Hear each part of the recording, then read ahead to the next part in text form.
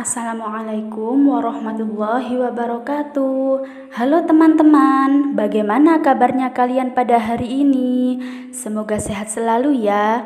Oh iya, perkenalkan saya Kaif dari Prodi Pendidikan Agama Islam. Nah, di video kali ini saya akan menjelaskan materi fikih pada bab 4 tentang Bank Syariah kelas 10. Kali ini kita akan mempelajari materi mengenai perbankan. Kali ini di Indonesia perbankan bertambah maju dan berkembang. Selain itu, praktek perbankan juga sudah tersebar luas di berbagai pelosok pedesaan.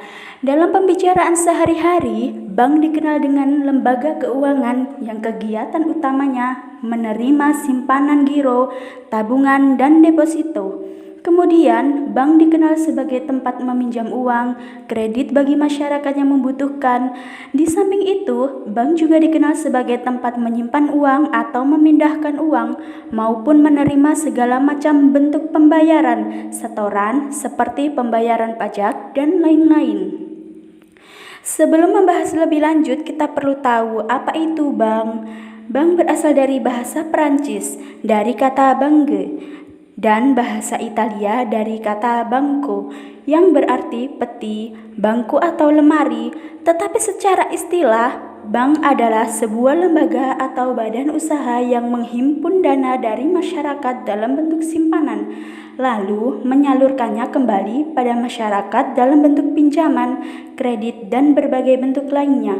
Namun dikatakan sebagai bank syariah karena sistem perbankan yang dijalankan mengacu berdasarkan hukum Islam, sebab dalam pelayanannya tidak menerapkan sistem bunga.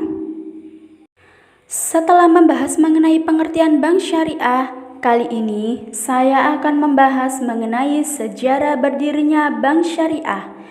Mengutip dari Otoritas Jasa Keuangan, inisiatif pendirian Bank Islam Indonesia dimulai pada tahun 1980 melalui diskusi yang bertema Bank Islam sebagai pilar ekonomi Islam. Sebagai uji coba, gagasan perbankan Islam dipraktikkan dalam skala yang relatif terbatas, di antaranya di Bandung, yaitu Bait At-Tamwil Salman ITB, dan di Jakarta, Koperasi Ridho Gusti. Pada tahun 1990, Majelis Ulama Indonesia membentuk kelompok kerja untuk mendirikan Bank Islam di Indonesia. Nah, pada tanggal 18 sampai 20 Agustus 1990, MUI menyelenggarakan Lokakarya Bunga Bank dan Perbankan di Cisarua, Bogor, Jawa Barat. Hasil Lokakarya tersebut kemudian dibahas lebih mendalam pada Musyawarah Nasional 4 MUI di Jakarta pada tanggal 22 sampai 25 Agustus 1990 yang menghasilkan amanat bagi pembentukan kelompok kerja pendirian Bank Islam di Indonesia yang bertugas melakukan pendekatan dan konsultasi dengan semua pihak yang terkait. Perkembangan bank syariah di Indonesia dewasa ini semakin pesat. Hal ini karena Indonesia termasuk negara muslim terbesar di dunia sehingga memiliki peranan besar dalam membangun ekonomi syariah. Bank syariah disebut juga sebagai bank Islam karena dalam pelayanannya tidak menerapkan sistem bunga. Dalam praktiknya, bank syariah menggunakan sistem bagi hasil dan mendapatkan sejumlah keuntungan dari sistem tersebut. Keuntungan tersebut kemudian digunakan pihak bank, yaitu selaku pengelola untuk membiayai seluruh kegiatan operasional perbankan yang dijalankan. Dasar Hukum Bank Syariah. Dasar hukum pelaksanaan kegiatan usaha bank syariah diatur dalam Undang-Undang Nomor 21 Tahun 2008 tentang perbankan syariah. Bank syariah ini di dalam menjalankan aktivitas kegiatan usahanya harus berdasarkan prinsip syariah, demokrasi ekonomi, dan prinsip kehati-hatian, yang berarti di dalamnya tidak ada praktik penipuan, ketidakjelasan maupun perjudian ataupun riba dan lain sebagainya karena sudah diatur berdasarkan prinsip syariah. Nah, kali ini saya akan menjelaskan mengenai kegiatan dan usaha bank syariah. Kegiatan dan usaha bank syariah tidak jauh berbeda dengan bank konvensional. Namun, terdapat perbedaan yang prinsipil antara keduanya, yaitu transaksi yang mengandung riba pada bank konvensional diupayakan untuk ditiadakan dalam bank syariah. Adapun 3 kegiatan utama bank syariah yaitu 1. Penghimpunan dana, yang kedua ada penyaluran dana, dan yang ketiga ada jasa pelayanan. Saya akan membahas lebih lanjut dan lebih mendetail mengenai kegiatan dan usaha bank syariah. Yang pertama tadi kan ada penghimpun dana. Nah, prinsip penghimpunan dana pada bank syariah sesuai dengan Fatwa Dewan Syariah Nasional terdiri dari 2 macam, yaitu ada penghimpunan dana dengan prinsip wadiah dan ada penghimpunan dana dengan prinsip mudharabah. Nah, wadiah ini kan merupakan titipan dari satu pihak ke pihak yang lain sebagai individu maupun atas nama badan hukum yang harus dijaga dan dikembalikan oleh penerima titipan kapanpun pihak yang menitipkan hendak mengambilnya. Nah, di prinsip wadiah ini terbagi menjadi 2 macam, yaitu yang pertama ada wadiah yad domana, yaitu titipan yang selama belum dikembalikan kepada pihak yang menitipkan boleh dimanfaatkan oleh pihak penerima titipan. Yang kedua, ada pihak yad amanah, yaitu pihak yang menerima titipan tersebut tidak boleh mengambil manfaat atas barang yang dititipkan tersebut sampai pihak yang menitipkan mengambilnya kembali. Selain ada prinsip wadiah, yang kedua di penghimpunan dana juga terdapat prinsip mudharabah. Mudharabah adalah perjanjian kerjasama atas sebuah usaha di mana pihak pertama bertindak sebagai penyedia dana yang biasanya disebut dengan sohibul mal dan pihak kedua yang bertanggung jawab untuk pengelola usaha disebut mudharib. Nah, di prinsip mudharabah ini terbagi menjadi 3 macam, yaitu yang pertama ada mudharabah mutlaqah, di mana mudharabah mutlaqah ini merupakan sistem mudharabah yang memberikan kuasa penuh kepada pengelola untuk menjalankan usahanya tanpa batasan apapun yang berkaitan dengan usaha tersebut. Yang kedua, ada mudharabah muqayyadah, yaitu merupakan sistem mudharabah di mana pemilik dana hanya memberikan batasan kepada mudharib dalam pengelolaan dana berupa jenis usaha apapun yang dijalankan, tempat pemasok maupun target konsumennya. Yang ketiga, ada mudharabah mushtarakah, yaitu sistem mudharabah di mana pihak pengelola dana menyertakan modalnya dalam kerjasama investasi. Dalam kegiatan dan usaha bank syariah yang kedua ini ada penyaluran dana. Nah, berbeda dengan bank konvensional. Bank konvensional itu di dalam menyalurkan dananya kepada masyarakat itu biasanya berbentuk pinjaman yang disertai dengan bunga. Maka di bank syariah ini di dalam menyalurkan dananya kepada masyarakat itu terbagi menjadi 3 bentuk, yaitu 1. Jual beli. Nah, di dalam jual beli ini terdapat 3 skema, yaitu yang pertama ada jual beli dengan skema murabaha, yaitu penjual menyampaikan harga perolehan suatu barang dan menyepakati keuntungan yang akan diambil bersama dengan pembeli.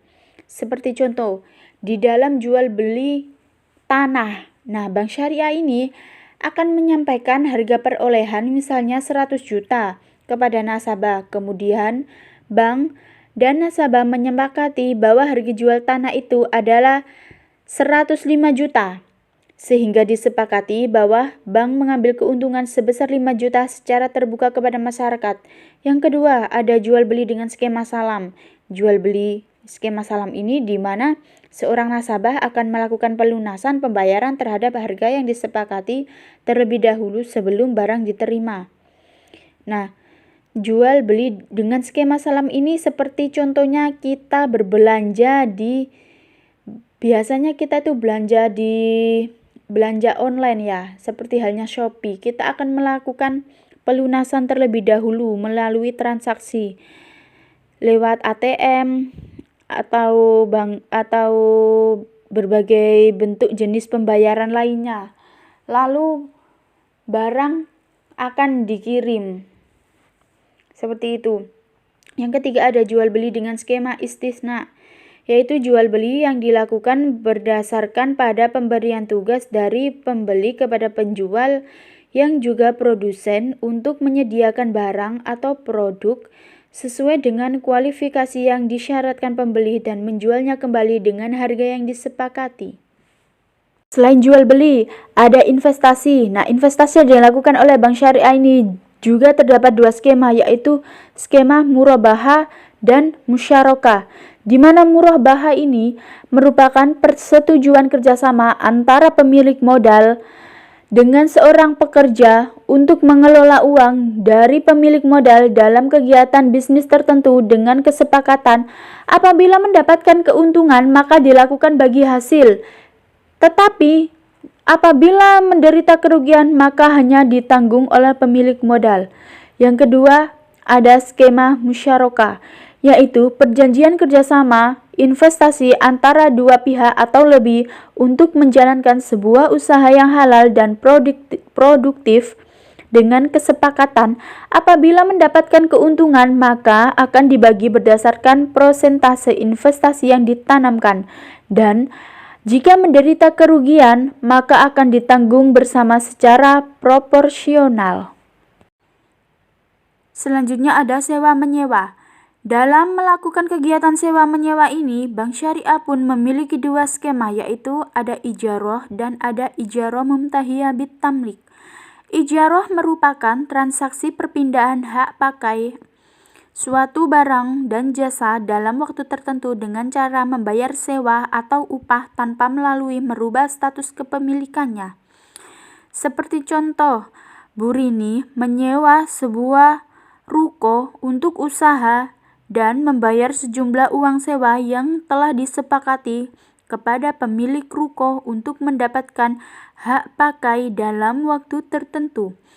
Yang kedua ada ijarah mumtahiyah bit tamlik, yaitu merupakan kombinasi antara sewa menyewa, jual beli dan hibah, di mana pihak yang menyewakan berjanji akan menjual barang yang disewakan pada akhir periode. Untuk yang terakhir, di dalam kegiatan dan usaha bank syariah ini ada jasa pelayanan, di mana jasa pelayanan yang ditawarkan oleh bank syariah berdasarkan pada akad itu terbagi menjadi 4 macam. Yang pertama ada wakalah, yang kedua ada hawalah, yang ketiga ada kafalah, dan yang keempat ada rohn. Wakalah merupakan serah terima dari seseorang kepada orang lain untuk mengerjakan sesuatu yang tidak dapat ia lakukan. Dalam hal melaksanakan perwakilan ini, seseorang tidak bisa mewakilkan lagi amanah tersebut kepada orang lain. Seperti contoh, Amir meminta kepada Andi untuk menjualkan mobilnya dengan harga 200 juta, maka Andi merupakan wakalah dari Amir dan Andi tidak bisa mewakilkan kembali kepada orang lain hingga mobil tersebut dapat terjual. Yang kedua ada hawalah. Hawalah merupakan transaksi yang timbul karena salah satu pihak memindahkan tagihan utang seseorang kepada orang lain yang menanggungnya. Jadi wakalah tadi itu kan mewakilkan, berarti hawalah ini merupakan pemindahan tagihan. Seperti contoh ya, Ahmad berhutang kepada Bambang sebesar 1 juta, tetapi Ahmad pun memiliki uang yang dipinjam oleh Zainal sejumlah 1 juta, sehingga pada saat Bambang menagih hutang Ahmad bisa meminta kepada Bambang untuk menagih hutangnya kepada Ahmad dengan jumlah yang sama. Yang ketiga ada kafalah. Kafalah merupakan pemberian jaminan yang dilakukan oleh pihak pertama kepada pihak kedua, di mana pihak pertama bertanggung jawab kembali atas pembayaran suatu barang yang menjadi hak pihak kedua. Yang terakhir ada rohn. Rohn merupakan menahan aset atau harta nasabah sebagai jaminan tambahan pada jaminan yang diberikan. Nah, rohn ini itu biasanya disebut sebagai gadai. Apakah kalian tahu perbedaan antara bank konvensional dengan bank syariah? Berikut saya akan menjelaskan mengenai perbedaannya. Yang pertama, kita melihat dari kriteria pendapatan.